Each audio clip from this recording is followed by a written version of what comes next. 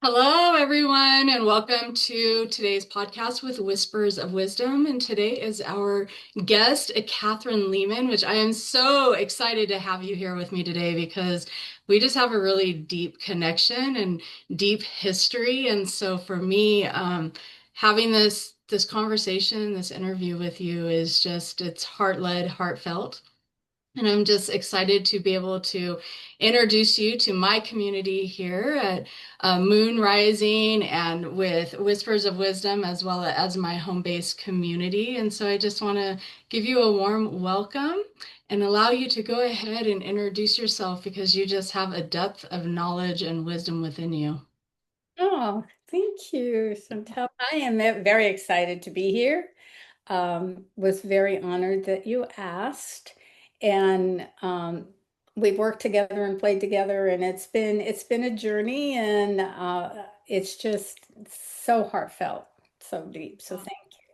I've been on this journey for a long time, and gosh, it started back in 1973. Wow. So it's been a minute. It has, it has. So can you tell us a little bit about that and how it all showed up for you? Because I know that you've traveled the world and you've worked with many cultures and indigenous tribes. You've done a lot of land work and spiritual journeys, and you work with Divine Mother and the essence of all feminine energy. And I just that really pulls on my heart. I love working with you there. And so, yeah, just let me know how you started, how this all came to you. It actually came to when I was pregnant with my first daughter. And I started reading books on pregnancy. And in doing that, I read about midwifery and I read about spirituality, and things just started to come together. And I started to have these experiences, and I had a calling of what her name was. Some that came to me just out of the ethers when I was standing in the middle of a doorway. I heard her name as clear as a bell, and I could feel her soul. And it just went from there. And then I just started having these experiences, psychic experiences. And I just didn't know what to think. I was very lost. I was very young. I was very new. And some people said it was devil worship, and other people were saying the opposite. And so I had a lot of confusion. So I did a lot of studying. I started reaching out to a spiritual community to get my feet wet and all of that, and started owning my own uh, who I am, because I was very psychic as a child, and that got shut down. And I went into a very deep depression and um, food addiction that lasted for almost 20 years before it all broke open again and the spiritual stuff. And I actually saw an attempted murder psychically of someone and went into a spontaneous trance. And then my phone rang and it had happened. Like the murder didn't happen. It was prevented. But I traveled, 'cause I grew up in the backwoods of Maine. So then I traveled to Boston to a reputable psychic to find out if I was, you know, weird out there, Losing or your mind or not? I losing my mind. And so one thing led to another, and then I found myself in Scotland, and going from there, and I stumbled upon the Church of Psychic Science. Mm.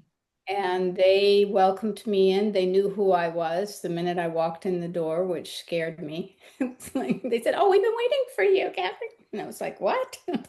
And it was part of the Edgar Casey Foundation Oh, wow. from Virginia Beach.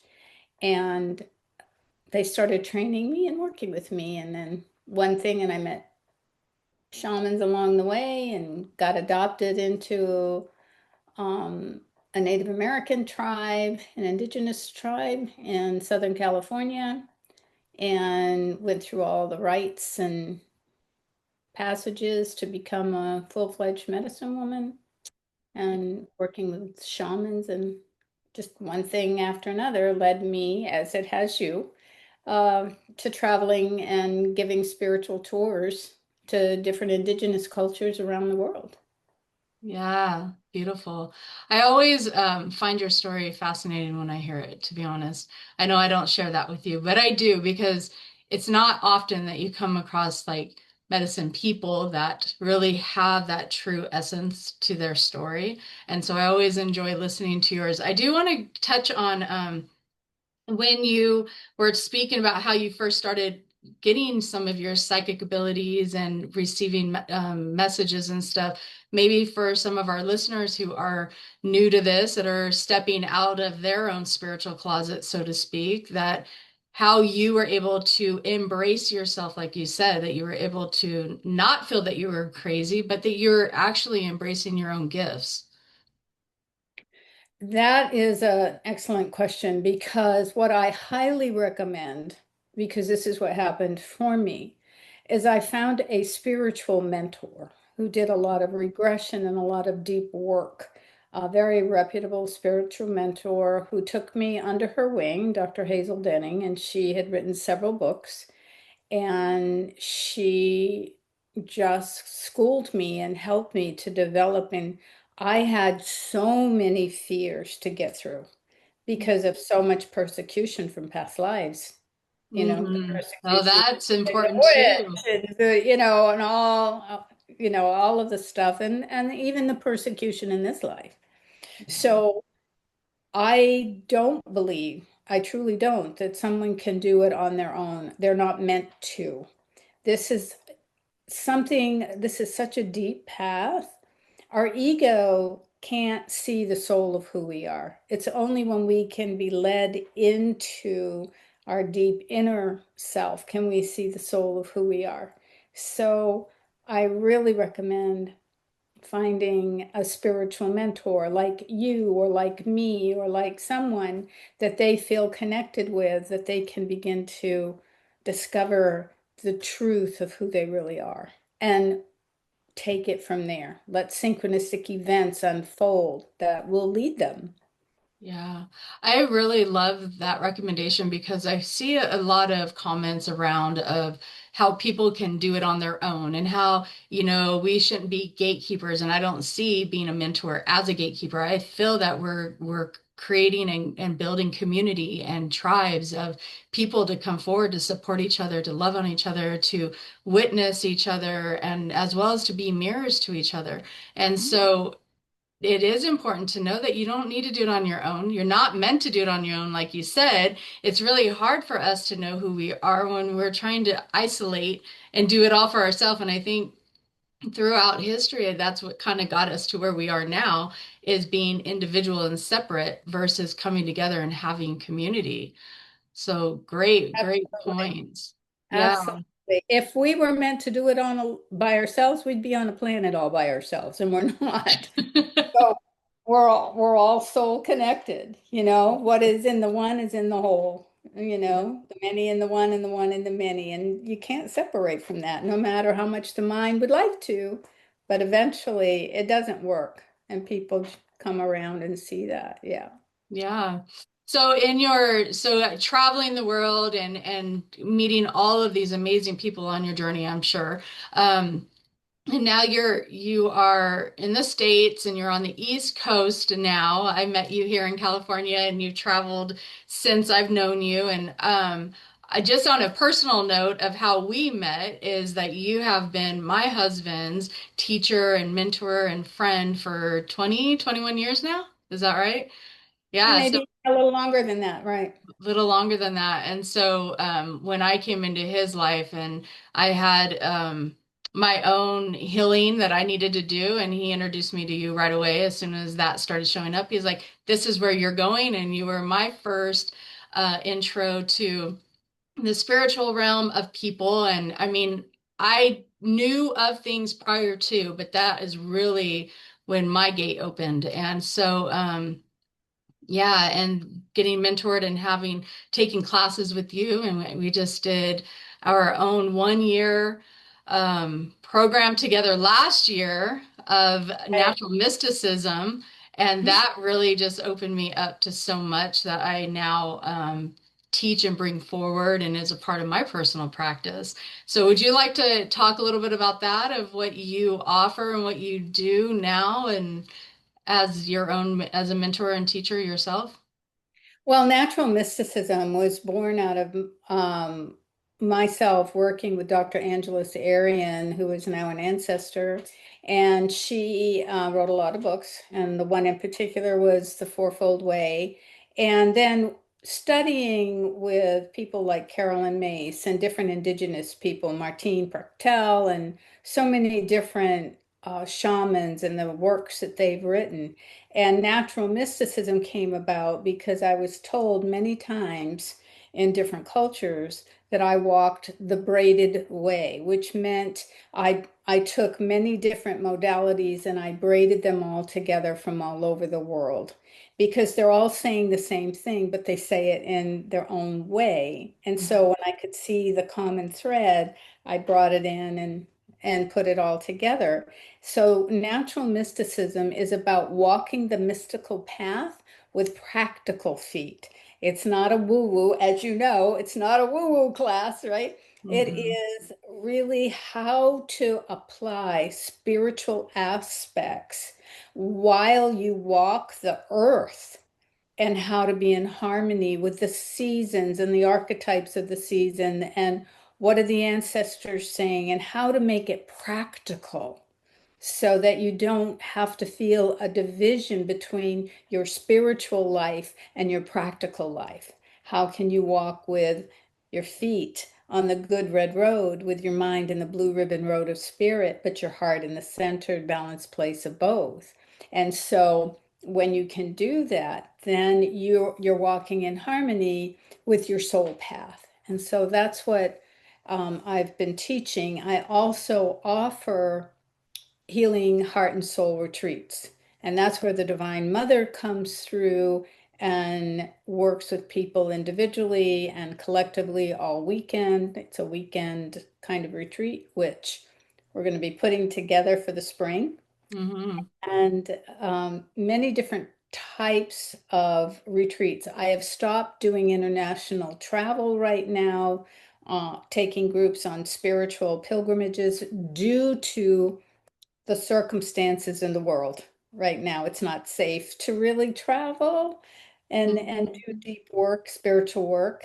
People can travel and go places, but when they find a group, and I encountered it's the last trip I took, they really, people, there are always guards around to prevent groups from gathering or to do any type of spiritual practice. So I'm doing them at home now on our shores and am creating a whole new venue for next year. I'm in the process of doing that right now. It makes sense not to travel in groups, like you say, instead of doing it individually or in a small, like a pairing or something, because it is important that we're still doing the land work and we are doing our spiritual journey. Because if we're led and guided to do that, we have to follow that purpose and mission within our heart. But you're finding it to be able to do it where you're at now and traveling here, which also brings it energetically across the world. Of So, course it does. yeah, Yeah, and the United States needs it. yes, we do. We need Yeah. it. And Hmm. so I've been working for 40 years coast to coast. I've been going between Virginia and California and tribes and connecting the rainbow between the coasts and been doing that natural mysticism for a very long time. And so many of the East Coast tribe knows the West Coast tribe. And, we work together and then we all come together at some point and do some group work. So I'm looking forward to doing that. And I'm also opening up to working with people one-on-one like this with Zoom and in the natural mysticism way, if the and the archetypal way. I help people to discover what archetypes that what their soul contract is and what they came in here to do and who's their team, who's their body of archetypes that's really working with them, and how to become more of the puppet master rather than feeling like a puppet to life, Mm. you know? I love that analogy, and it's so true. And from learning with and working with you too, that has been something that really opened up for me. And so being able to provide that as my own teachings, because when you connect all the dots, it's kind of like that. It's like bringing all the puzzle pieces together. And as you're talking about like the braided way, it is because there's so many modalities out there, and I truly believe that, there are some people that are like, no, you're, doing cultural appropriation and all these kinds of talks. And I'm like, I personally believe, no, it's time for all these modalities to come forward and come together and connect. Because as human beings and spiritual beings in this physical body, we need to know how we can heal on all levels of ourselves. And if that's through the chakras, if that's through the meridians, if that's through energy work or shamanism, working the land, whatever we're called to do, that is our calling right now.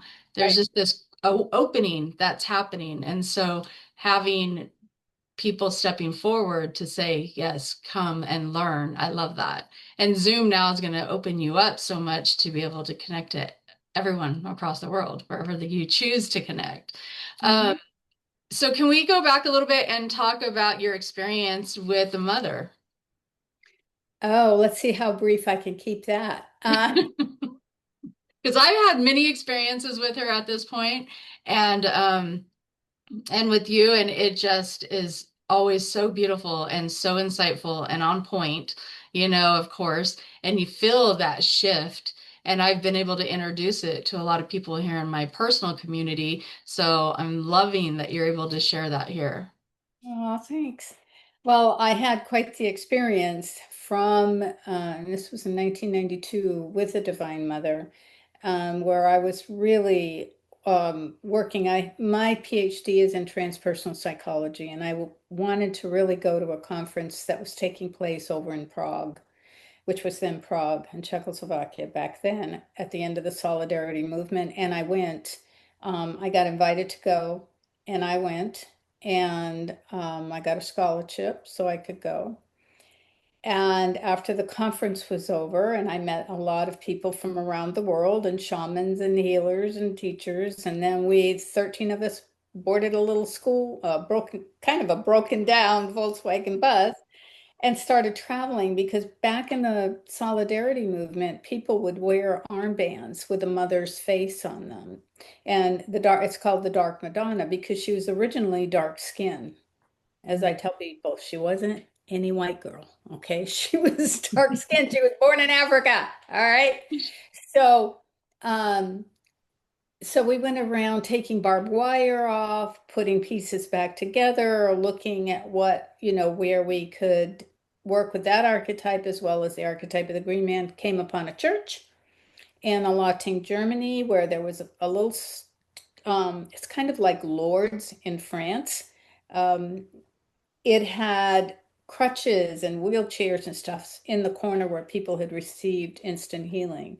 And this little town had grown up around it. And I went in, and bus loads were it coming and going. And when everybody had cleared out, I had hidden down behind one of the pews, and nobody was around. So I snuck out, and there, because she was there, and she had all these priest robes on and things that I would just like, oh, I just wanted to take them off, but I didn't. I was a good girl. And I reached my hand through the wooden fence that kept you from touching her. And when I touched her feet, an energy shot through me that was the most profound love that is not humanly possible to experience between two humans. You can't. It, I don't know. It threw me into a seizure. My brain had to be rewired. I sobbed so hard, and I got vision after vision after vision of what I was meant to be doing. And I dedicated my life to her at that point. And I cried for 4 days and And how traveled. old were you at that point? gosh, 92. I'd have to go back and think and do the math, but I was in my 40s. Okay. So I think, yeah. Um, so eh, after that, and then I got the little bus was in Munich, Germany, and we were on the streets, and a riot broke out between the skinheads and a lot of people, and I ran down an alley because there was gunfire, and there was a little side door that was open. Nothing was marked. Everything was unmarked. So I stepped in real quick. I didn't know if I was stepping into somebody's home or what was happening, and shut the door very quickly and turned around. And there was a statue of her again with all these lit candles. And I had that experience again. So it was profound, and it absolutely changed my life. And so I'd like to talk about, just for a quick second, the Yeah. divine feminine, because I don't relegate it just to the mother, like a lot of people, the majority of people I connect with or get messages, have a Catholic background, so they see her as Mother Mary, and that's fine.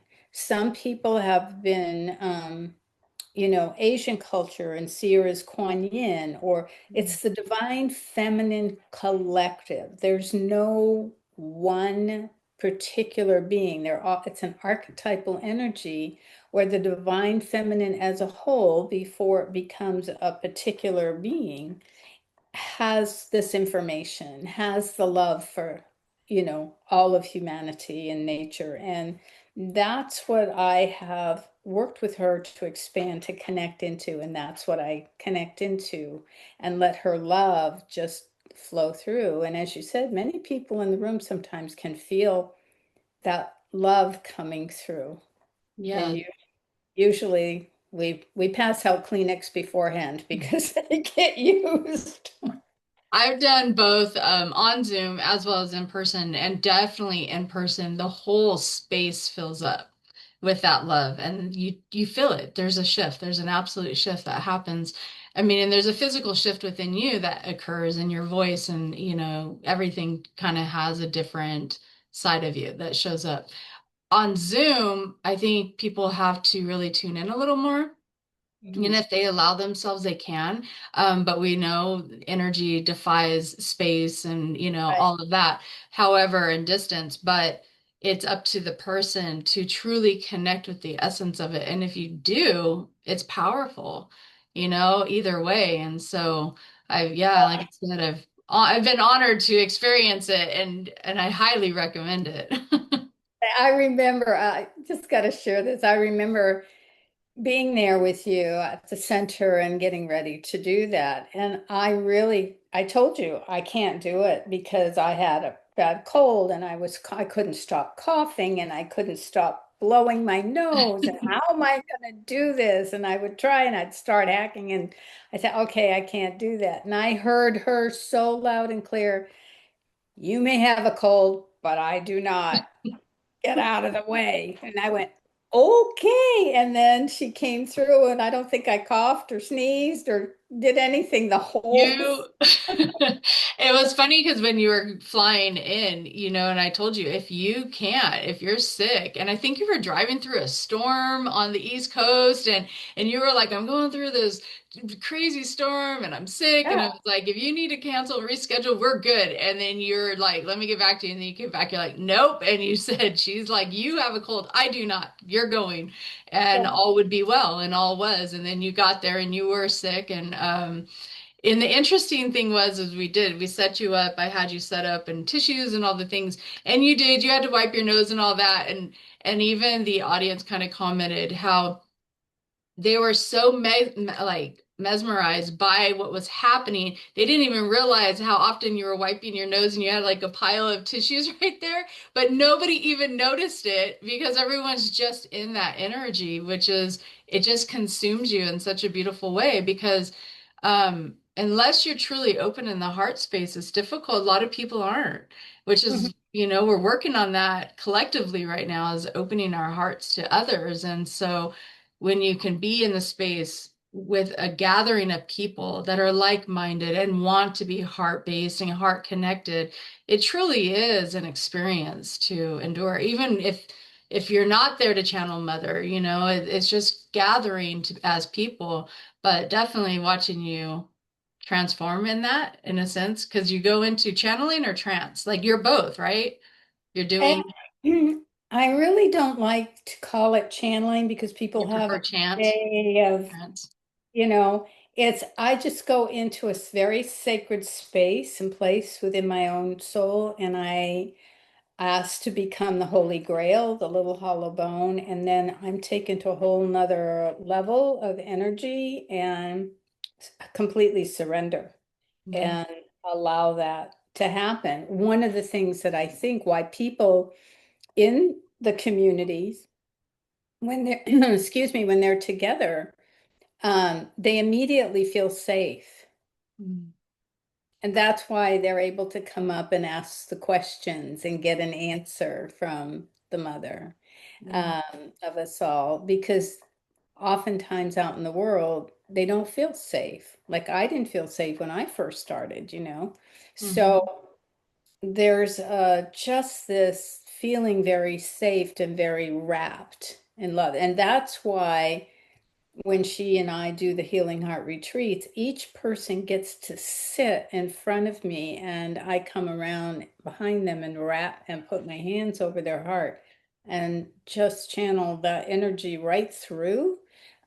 So each person gets wrapped in the arms of the mother for a half an hour. Wow. Yeah. So And that it's is an intense retreat to go through. I have very, not experienced that. The other no. parts I have and being able to ask the questions, which is powerful. And I Mhm. think people they're always like, I don't know what to ask. And it's like, well, what does your heart need? What does your ego sometimes even need to get out of the way, so to speak. And then they come up and they ask and receive. And I notice in some it's instant. And others they have to go home and process it and do their analyzation because the mind wants to, do its part. And then the integration is so powerful to witness. And then they come forward and they're like, oh my gosh, like, what about this? And she said that. And it's just like, it takes a minute for some people, but it's It does. okay. It's a big message. You're getting it on a soul level. You're Right, not right, focusing on like the human aspect. It's coming from your soul. right. They're Yeah. just planting the seeds, and when and where they sprout, none of my business. It's, you Yeah. know, Yeah. wherever. So, So when you're doing that, how do you feel? So you feel like you're pulled out, back, you're like conscious and aware or not? yes and no. It's like I'm conscious and aware at a higher level, Mhm. right? The mind Mhm. is more out of the way for the most part. And then I come back and feel the shift coming back into this dimension because I'm in a completely different dimension of time and space, which really doesn't exist. And when I come back, I lose 90% of what was, I might have it initially right there for somebody for a minute, but if they were to call me the next day, I would have no clue what she said to them or any, it's completely gone. It's evaporated. So, Yeah. yeah. And I think a lot of people who do any kind of work with receiving messages, downloads from their guides or for others, it is like that. Like we're not meant to carry Right, everybody's messages, otherwise we would find ourselves losing who we are. So right. it's important to know. I think some people feel like they're supposed to maintain that, or their clients feel that. Like, oh, you said or you remember, and I'm like, oh my gosh, how many people I've seen in between or that was so long ago. But what I personally feel is when they start speaking, I can pull back in that archive and bring that forward energetically. But yeah, no, I don't want to hold all of your stuff. No, Why we can be the space keepers and holders for others is for that moment, but not for once they leave, that's for them to go and do that work. So we can walk them to their own gate, but then it's up yes, to them whether they choose to go through it or not. yes, yeah. So, It comes back to the free will of What choices you make are up to you. And if you walk through the gate and if you don't, like as in the healing profession and what we do and the work we do, it's not to force anyone to do anything. It's to lead them, like you said, to that gate and to show them that they carry the key. It's all Exactly. within you. So, yeah. Um, so going to like when you were working with shamans and connecting with the earthly realm and connecting with the spiritual realm, what do you think has been the most profound like part of your journey? Oh boy, I don't know that I can answer that. Because it's like each tribe I went into and worked with, um, I had a profound experience with all of them. I think when I was working with the Musquero Apache tribe, and that's the one I was adopted to, and then I did a 6-month vision quest that was very strenuous. Normally, it's only men are supposed to do it, Hmm. but of course, I wanted both the masculine and the feminine and all of that, and that's how I earned my eagle feather. Do Was I you want had to to share a little bit on that? I've heard this story, and this is fascinating. If it's something you can Well, share. you go through different rites of passage, and you have to go through dedication ceremony where you're dedicated to all of nature, to be the caretaker of nature, to do all of the things that you can do to help Mother Earth. And you're taught ceremonies, various ceremonies, and then you have to learn how to fast and fast in a way where you have no food, no water, nothing for 24 hours. And then you keep building toward that. Or maybe it's just a plain water fast to get your body ready to go up on the mountain for 3 days and uh, 3 days, 4 nights. And you have to do, before that, you do sweat lodges and you go into having to dig um, your own grave and sleep in your own grave at night. And that was tough, especially when it rained and my hole filled up with water. Um, and freezing cold where I could literally hear my bones rattling. I was so cold. Mm, So that's a figure of speech had to come from someone who had that experience. And then um, ending up going through no food, no water for almost 4 days and nights, being up on that mountain and taking all that I had learned, building a medicine wheel, never stepping outside the wheel for safety reasons, but staying in that wheel and having to just be there and pray for your vision. And, you know, and then you come off and you get real close to death. I mean, really close because your body starts to be in ketosis and you're starting to shut down.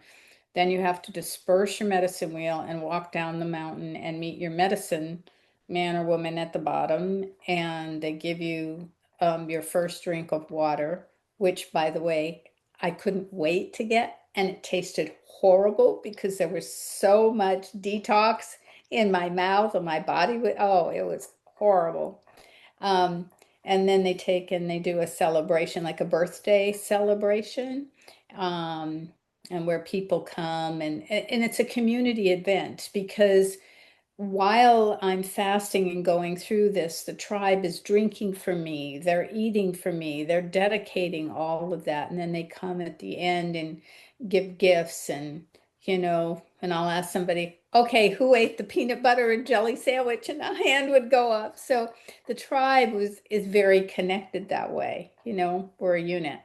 But getting that eagle feather, and then I got eagle feathers when I was in the Amazon. I was gifted eagle feathers by a shaman that worked with the headhunters and met with the headhunters. I'm very happy to say it. obviously I got out of there, but I don't ever want to go back. And going through, Peru and Greece and France and Italy and just doing all of these sacred journey works, walking the path of St. Francis or, just crossing into many different ways of life and worshiping the earth and honoring, the soul. Yeah, yeah. I think it's fascinating, and I really wanted our listeners to hear that because I think that there's an idea that when we do this work and we're taking on our own teachings, whether it's going into the depths that you have or, taking classes for weeks and months and turning that into years of practice, it's not easy work. It's not like you just pick it up and you're, oh, here I am now, I'm this master of self. And no, it's years of dedication to our own healing, our own journey, so that we can then bring that medicine to others. So, and to hear that, because I don't think a lot of people know what a vision quest is, and to hear that experience is All just right, there's many wow. different types with that, and that's one of the hardest ones. Though the ones my teacher went through in the Basque culture, that's you have to go out for a year and Wow. take a knife and a blanket, and that's it. You leave, and you have to go fend yourself for a year and hopefully make it back. And you have to walk through the That's mountains intense. with in the mountains, Pyrenees Mountains with all the snow and somehow and you have to survive but they're prepared. It's Yes. kind of like when I was over in Australia, it's the Aborigine culture, sends their boys on a walkabout.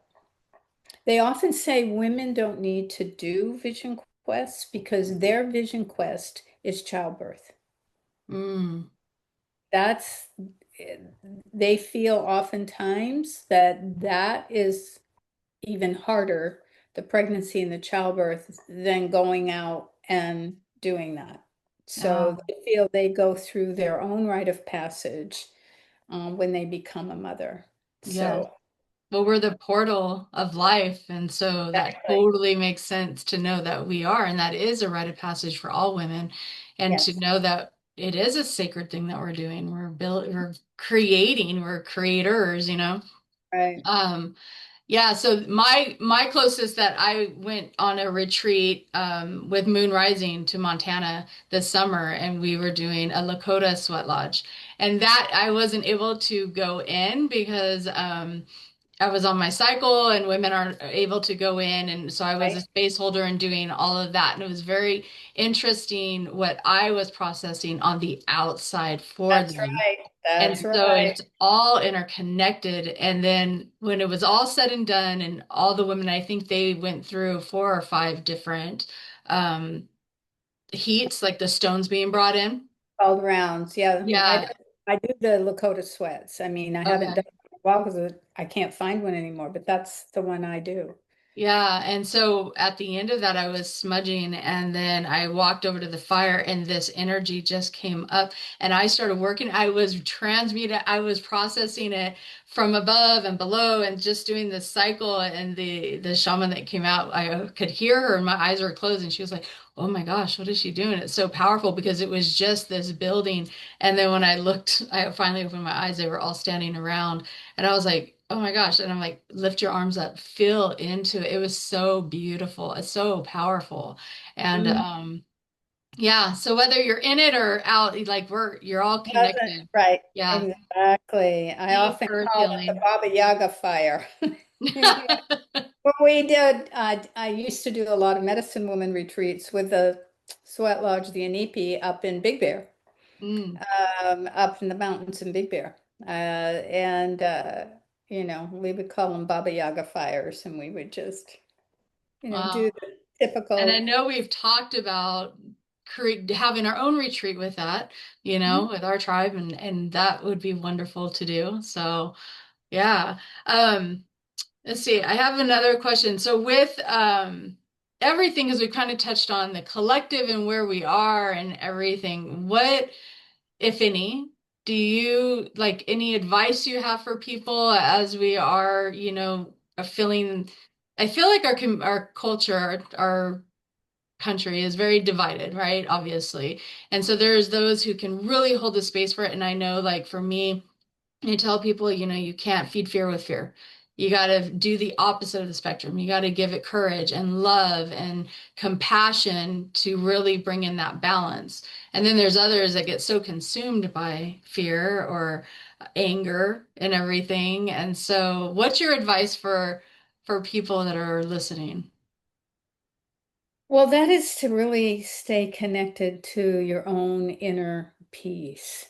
There's a place in us, in everyone, that is a divine spark. Well, that created divine spark is within us. Mhm. And to connect with that and stay connected to nature, and as we stay connected to nature, we don't absorb the psychic free radicals. There's so much psychic free radicals that are affecting our health. We're not only getting them from our country, but we're getting them worldwide, from all the devastations that are happening, from the wars that are happening. We're feeling all those psychic free radicals. And that's the part where we have to become aware of cleansing our own aura, our own morphogenetic field, becoming very aware. We are a quantum field.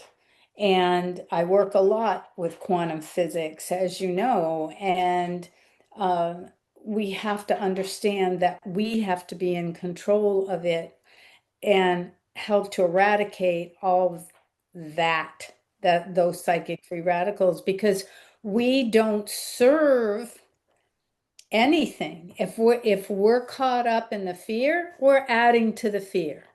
But if we can hold and pray for grace, that's my biggest advice. No matter how much fear you're feeling or anger, ask for the grace to be able to come through and help transmute it for you. If I had one word to give someone, it's grace. It's not love, it's not peace, it's grace. And grace doesn't always come in a sweet little yummy form. Sometimes grace is an arrow that will given from the heart of the divine to shatter whatever that anger is, to shatter. And that's an act of grace too, you know? So ask for the grace to be able to handle whatever is going on. And every morning when you wake up, ask, do self-cradling with one hand over your heart and one hand over your stomach, and ask, what is my internal resource for today? You don't need to think about the day. Psychically tune in and say, okay, I really don't know how my day is going to unfold, but what's the internal resource am I going to need? Is it courage? Is it happiness? Is it strength? Is it, it could be anything. What's the word, the emotional word that you need? It's like somebody drawing an angel card or, that's an internal resource. What is it for today? And you'll see that word popping up everywhere. You'll hear people talking and using that word, and you'll see you're in a state of grace when you're hearing that, and that you're connected and you're bringing that. People need to learn how to be a hollow bone so that they can bring in that grace. And then the love and the light, the laughter, the peace can begin to channel through. And you don't even need to say anything. You can just stand in a room and be the presence. You don't have to fix it. You don't have to try to change anybody, especially if no one's asking for your opinion about anything. Don't volunteer because, that's where you set yourself up. So if you step back, if people can step back and just be present and present with all four intelligences, physically, mentally, emotionally, and spiritually, be present.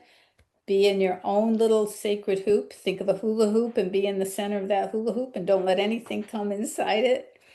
Um, People will find that they can actually walk into a room and people, all of a sudden, their conversations will change. People Yeah. might even look at you and wonder, who's that? And then the energy shifts in the room. And that's the best way to do it with without having to say anything, without having to do anything, but just to simply be. Yes. Yeah. It's walking in and being that sacred witness and Mm. understanding what that means. And to be able, like you're saying, stand in your own sacred hoop and being present is such a powerful way to show up. And you can witness all the chaos or the conversations, what's going on around you, but you do not need to hook into it. You do not need to plug in. You can just be, and holding that space is so powerful because people will feel the shift. They feel that light come in, they feel that energy come in. And it's almost like it just totally offsets it. Suddenly it's like, ooh, let's just calm down for a minute. And you don't even have to say that. Just the presence is. Hmm. Hmm. One of the workshops that I'm putting together for next year, weekend retreat, is how to do that um, Mhm. by using the archetypes of the Wizard of Oz. Oh, all How right. to find your own yellow brick road and Yes. to claim your power, your love, and your wisdom and get rid of the monkey mind, you know, the flying monkeys, and having a great time starting to put that together. It's going to be a lot of fun, but it will be very transformative too. Do you know where you're planning on having that? No, I'm still waiting for the spaces to show up. So Okay. Yeah. you need to, I you have a know, few. I have a few in mind. yeah. One Well, here, Montana, like I have a few, so definitely we can talk yeah. and That, give that out too. So, yeah. Is there anything else that you would like to share as we start to wrap up our conversation? I really feel that I love what you bring forward. So this was a great conversation, and I think that a lot of people are really gonna, those seeds have been planted, I'm gonna say. And I feel that there will be a big growth and transformation for people just listening to this conversation. They may not have always heard or before. If we can touch for people, and we kind of did a little bit, but those who are awakening right now, they can step into some of these teachings that you're talking about right away. absolutely. Yeah. Okay. Yeah, listening, doing the internal resource, practicing breath work. Notice how many times their tongue is on the roof of their mouth, because when their tongue is on the roof of the mouth, they're in fight or flight. And Yeah. so if they relax their belly, drop their shoulders, drop their tongue, they're going to immediately go into a quiet mind and more of a state of peace. It'll be more peaceful. And just breathe. Just take deep breaths. Yes. That's, there are a lot of simple tools. Like I said, I really think, we are here and we're available as spiritual guides and mentors, and that's our main purpose. And that's what we're here to do. And um, just need to make contact when they're Yeah. ready. Yeah. Yes. And so I have your contact information in our show notes. So our listeners can definitely reach out to you and go through your website and see what services that you offer and how they can communicate with you and connect with you through Zoom. You know, if they're not local on the East Coast, they can definitely reach out to you here, email you. Is there anything that you are offering right now that you would like them to know? That's kind of like right now they can contact you for. No, just the one-on-one right Okay. now. As we go into the winter months, that's a time to really come in if you're in harmony with nature. And that's where you start creating the seeds for the following year. So during the winter months, I don't do retreats, Mhm. groups, things like that. But when it's spring and everything's blossoming and blooming, that's the time to bring what incubated over the winter forward. But I do one-on-one, and I do FaceTime. If people don't have Zoom, we can do FaceTime, or we just do phone. Some people don't want to at first be seen, and so that's fine. We just connect with the phone. So whatever works for someone. Yeah. You Where also do biofeedback, which is one of my best, like most referrals to you because of the scan and everything that they receive as well. Do you want to touch on that for a minute or two? Real briefly, it's listed on my website, but the biofeedback I use originally came out of NASA. And of course, it's gone through different upgrades over the years. The biofeedback program saved my life when I was given 6 weeks to 6 months left to live. Somebody introduced me to biofeedback, and the woman were I was in the mountains in Running Springs, and she was in Ontario, California, and she kept sending me frequencies for healing through the biofeedback. And within 3 months, I was back to work, and I'm still here.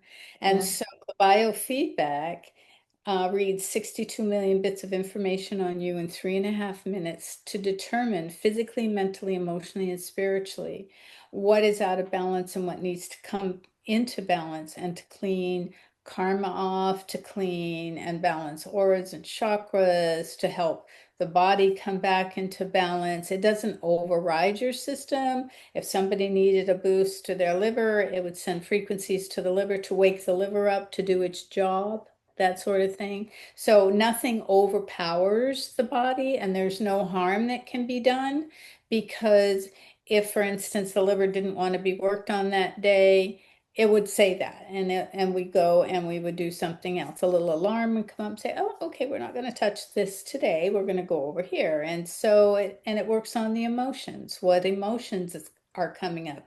How can we clear them? What's going on? And it's very, very powerful. I Yeah. work with it. Like I said, I've been working with it for 20, almost 24 years. Yeah. Yeah. Yeah. I love And those all sessions. remote. Yeah, it's all remote, and people do feel them. They Yeah. say, "Oh yeah, you do feel them." And generally, what they feel is so relaxed because it's FDA approved as a stress reliever. So it really, because stress creates all of the imbalances in our body. So you feel so much more relaxed when Yeah. it's, yeah.